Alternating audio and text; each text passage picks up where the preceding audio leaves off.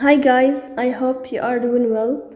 Today we will talk about how to fix or how to solve the problem of clear data on the application of Gmail. We click on settings. Here we click on apps, default apps, app settings. In this page you will search for Gmail and you will click here in this window as you see, and you will click in this page of app info. You will click on first stop and you will click OK.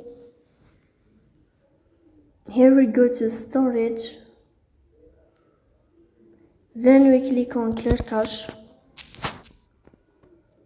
In the end you will turn off your phone and you will restart your phone again to fix